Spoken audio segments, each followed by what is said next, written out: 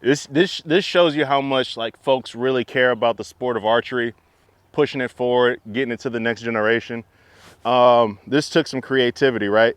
To literally make a gorilla. If you go back to like elementary school, middle school, when you had those paper mache projects, well, they did that in archery form, right? We got a gorilla here, just to switch it up, keep it interesting, you know? All right, welcome back, guys. I'm Ivory Thompson, the Privileged Bow Hunter. We are at an old pre-World War II military ground, right? They used to keep weapons here, ammunition, munitions. All of this was here to protect the southwest side of the island, and they've converted it to be an archery range. There's a 3D course, there's static ranges, there's a place to bring the family, and it costs you next to no money. Hey, so come and join me as we take a tour of the Bushwhackers Archery Club here in Kapolei, Hawaii.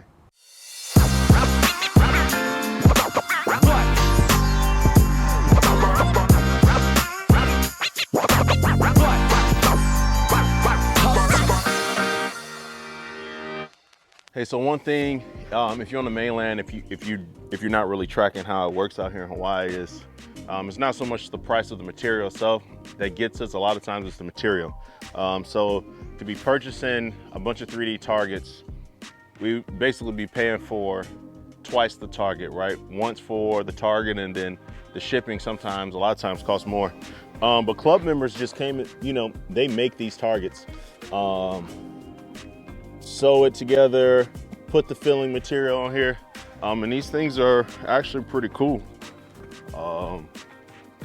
And they're standing up to my arrows. You're talking this is about a 630 grain arrow with a 31-inch draw, and I'm pulling it right around 82 pounds. And I'm standing super close to this thing. Let's see how it holds up. Stopped it, no problem, right? So these folks here are super smart, super quality work. I just think everybody should come out and support them. All right, here we go. First target, 36 yards. Ooh, that was low. All right, here we go. So like I said, all of these things are built. Look at all the stitching, all the work that these folks are putting into this target so the public can come and shoot this. We caught the bottom of the line, so it counts. Hey, cool thing about these targets too, that's different than like basically any other range in all the Hawaiian Islands, is there's some elevation to it. I know sometimes that gets lost in translation on camera, but you'll see little small inaccuracies in your third axis that you wouldn't see if you're just shooting on a flat range. So why is that important to folks in Hawaii? Okay, you go to Lanai, you hunt manele, you go hunt goats, right? You got a shot with some elevation or on a decline, and you're wondering why you missed that animal right in front of it or shot them way back in the ham. It's because you hadn't had any opportunities out here to check your third axis. So come out here, shoot this 3D course, and you'll see like really what the status is of your equipment. Yeah, come out here, have fun. You can guess a little bit, like guess what these animals look like or how far away do they look, right? So for me, I'm just gonna shoot this. It's close. I'm gonna use my 20 pin, and then afterwards, if the shot's not where I wanted it to be, then I can always go back and range it and see what I was thinking.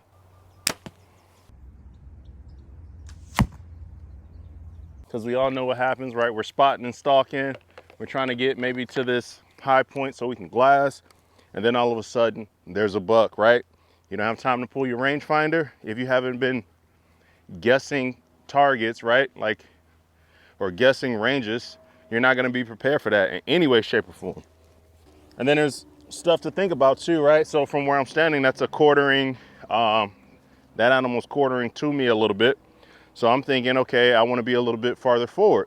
How do those entries and exits hit? Having a 3D course where you can do that is just super important. You can't really put a value on it.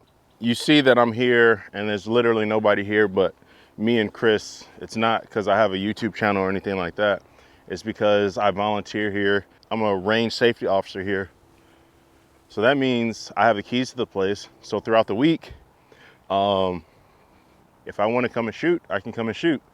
And there's literally nobody else. You guys come out, shoot, join, volunteer to be range safety officers, you can do the same thing, right? You can come out, shoot, check your elevation, check your windage, check your third axis, like actually shoot it in.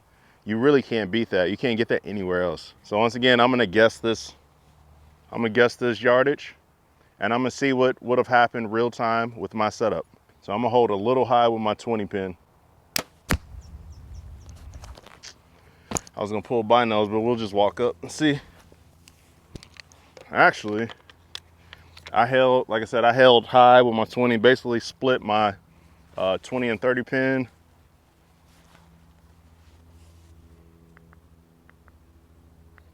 $26.5 yards. So that's really spot on right there. And that's right there. That's exactly what you want.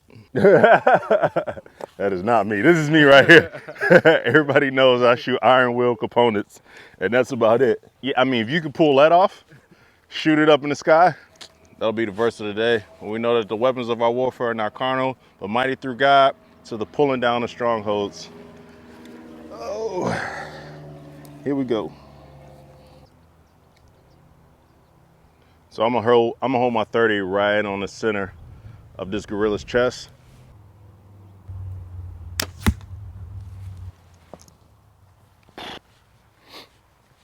Guys, leave below in the comments, like wherever you live, if you're not in Hawaii, if you're somewhere else, if you've ever seen a range this unique, where all of this stuff is hand built, handcrafted.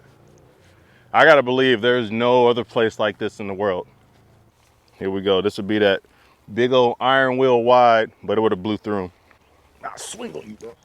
Oh, we'll do this. Over under 15 grown men to beat up one silverback gorilla. Not to bias y'all, but I honestly don't think 100 grown men could beat up one silverback gorilla. Like, no weapons, just bare fist, Jorge Masvidal in the backyard style fight with a gorilla. I don't think 100 men can do it. All right, here we go. Another shot. I'm gonna guess it as well. You got some terrain here in the way. You got a little bit of wind. It's a perfect hunting scenario. I'm gonna shoot it for, I'm just gonna hold my 40 pin on there and hope for the best. All right, we made contact. The arrow did not blow up. All right, I held my 40 pin. Left and right was really good. Elevation was not. 35.5 yards. I was 4.5 yards wrong. I love about this place too is like it gets your mind right. Here in Hawaii, like we're flying to do these hunts, right? If we want to shoot deer, we got to get on the plane. So I guess it's one thing to drive to another state, but it's another thing to have to pack your bow, pack your gear, don't forget anything, to go out there and try to make it happen. So this 100%, I wouldn't have found this animal. I don't think I would have even, I might have caught a high lung just because of the big broadhead I'm shooting, but most likely it would have been that void in between the spine and the lungs. Hey guys, go online. There's plenty of scorecards out there. Get your scorecards, bring the boys out, and just walk the course. It's like golfing, but like for men, you know what I mean? It's like manly golfing. You come out here, get 3 or 4 of you or however, get your scorecards and play for bragging rights. Play for whatever you want. So that moose is all the way down there and we're still walking. And still walking. Not gonna lie, I'm a little nervous about this one. I'm gonna shoot this for 70. There's a few reasons why I'm a little nervous about this. For one, shout out to Elk Shape, always be tinkering. I built some new arrows so that the grains are a little bit different. So this sight tape is for a little bit lighter arrow. We'll see. What I'm gonna do is take my 70 and I'm gonna hold low. And if I destroy this arrow, I'm not guessing another range today. That's what I'm not gonna do. So, hey, prayer hands in the chat right now. Whoo, survived. It survived. I don't care where it hit. It's still alive. Let's go. Hey folks, in all of the excitement, don't be dumb. Put your slider back. Oh, you know what I did? I forgot to range it. I wonder what the excuse was for hitting so far right. Family, I was not aiming here. I'm gonna be 100% honest with you. I was aiming here. So you know, if you get it from Privileged Bow Hunter YouTube channel, if it's good shots, it's authentic. If it's bad shots, it's authentic as well. I was aiming here. Elevation was good, but I hit right here. I'm gonna range that sign 66.2. So I did take the 70 and I held low with the 70. And I just prayed for contact. I love this place. Look at this, like real actual consequences for a missed shot. Either you got to find your arrow. There's lava rock all around, right? It's not guaranteed that your arrow is going to survive. The legs, rebar. So you got to make a good ethical shot, right? If you miss all the way up here and you're low, you would just get a bonk on the elk, right? Out here, and that elk will be running around and wounded and all that stuff.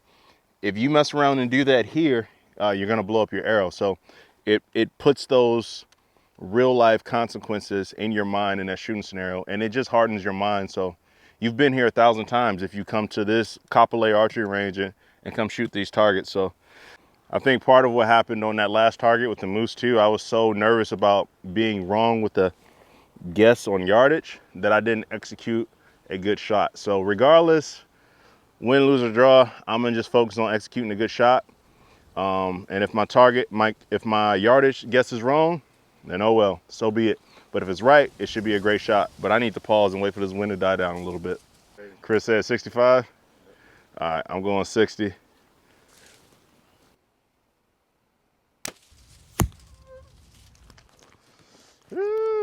How do we do? No, we right there. We right there. All right. Chris said 65. I said 60. Not gonna lie, that was a pretty good shot. Put that one on the highlight reel.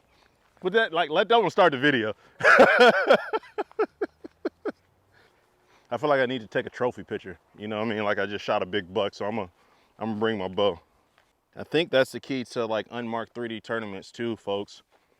I bet that separates the scores a little bit. Being so nervous about, did I guess the correct range? And when you do that, then now you forget hand, bubble, pick a spot to make them drop. Man, Kapolei has really grown since we moved here a few years back. We got Wet and Wild over there, hotels that were never here. The city is really flourishing, so beautiful view. You got the ocean over there. Hey, tag me on your Instagram if your home archery range has an ocean view. This is unlike anything else. If you turn around, this archery range is built on an old weapons magazine, right? So the U.S. military used to keep munitions here and guns here that would protect the southwest side of the island, I believe, before World War II. So we're really standing on a piece of military history. Down here is Kapolei. There's all these bunkers and all those things, so we'll probably hopefully throw some good B-roll of that in here. And then up the hill was Makakilo, which was a communications tower. So between Makakilo, they would get whatever contacts, make communication down here, and that was the plan to protect this part of the island. So we're really standing on history. We got great view, great weather, realistic style hunting, and you're standing on a piece of history. So what more can you really ask for from an archery range? One thing I really love about this place too, I remember coming here and I'm obviously military, and all these folks are local folks from the island. And I didn't know how they would receive me, and they welcomed me and my family in like we're family. And that's one thing about the Aloha spirit here. You really get that. You got the archery community connection, and then the Aloha spirit out here, you really can't beat it. So I'm gonna guess right under 40, probably like 35. Oh, that would have been a rookie mistake. I still have my slider down from the 60-yard shot. I like that shot. Wind's blowing, my phone's down there.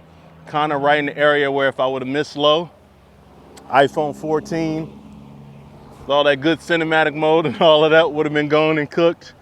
If I would have missed high, I would have tore off my fletchings, would have had to take off the wrap and refletch. So consequences. I like to shoot with consequences. That guy was low. What was that range? I shot him for 35. So I shot him for 35. It was 43.4 yards. So I was 8 yards off, right? That was the difference. 8 yards right there. You're going to encounter wind out here. There ain't any way around it. You're gonna have wind, you're gonna be shooting in the wind. So this is the best way to prepare you for your hunt, in my opinion. My last target of the day, there's another one over there, but I'm gonna skip that one. So you see it's 28 targets, but my last target of the day is gonna be this Axis buck. All right, folks, last shot of the day. All right, caught him right here in the bottom of the 12. I'll take it, I'll take it, I'll take it, I'll take it. Hey folks, thanks for coming on this tour with me at the WWII Archery Range. This place is epic, but it will only stay this way if you folks come out and volunteer and join as members. It's probably the cheapest year-long membership you can find in the country. We just want to have fun. We want to perpetuate the sport of archery, give our kids a safe place to learn, and then give us a realistic look at a hunt. We got 3D targets, we have flat range, static range. You can shoot all the way to 100+ yards here on the southwest side of Oahu. Hey, if you don't know how to spell the channel by now, it's P-R-I-V-I-L-E-G-E-D. We know y'all know how to spell bow hunter. We love y'all. Peace.